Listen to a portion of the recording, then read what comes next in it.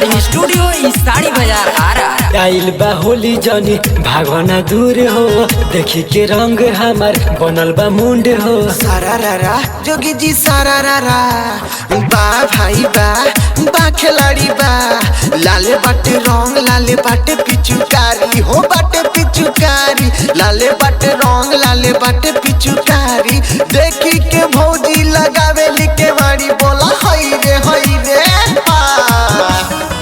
आइल बा होली जनी भागना दूर हो, देखी के रंग हमार बनल बा मुंड हो।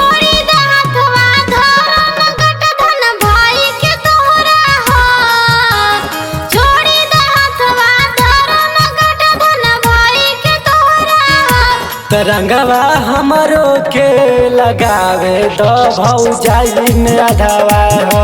तरंगवा इनको के लगावे दो भौजाई में अधवा हो।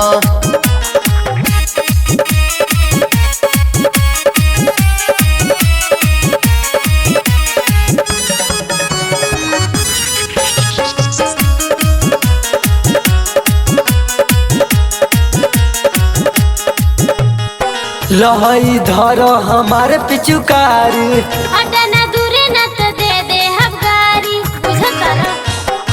काहे ये भौजी तू बनलू खिलाड़ी। भौजी के गोरे गोरे फूलल बगाल। भौजी के गोरे गोरे फूलल बगाल। डाले नदी है तो होई बवाल बोला हई रे लहई धरो हमारे पिचुकारी। काहे ये भौजी तू बनलू खिलाड़ी।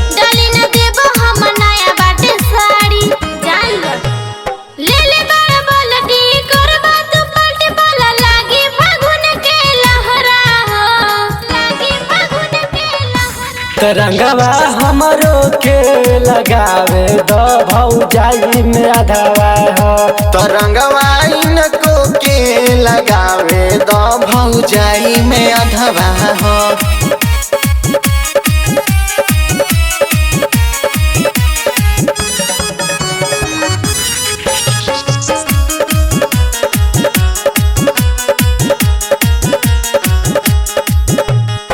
देखी के हमके लगा देलू कीली।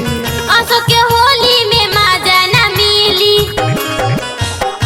तनी सा हमरा के दे दो ना ढीली। से देह जाई खिली। होली में भौजी तू करेलू माना हो करेलू माना। होली में भौजी तू करेलू माना। लइकन के अपन देखावेलू खजाना बोला हई रे देखी के हमके लगा देलू कीली। के होली में मजा न मिली। तनी सा हमरा के दे दो ना ढीली। से देह जाई खिली। ए हो राजू राजा चंदन को देव गजन रवि शंकर के पहरा हो। रवि शंकर के पहरा हो। तरंगवा हमरो के लगावे दो भौजाई में अधवा हो। तरंगवा इनको के लगावे दो भौजाई में अधवा हो।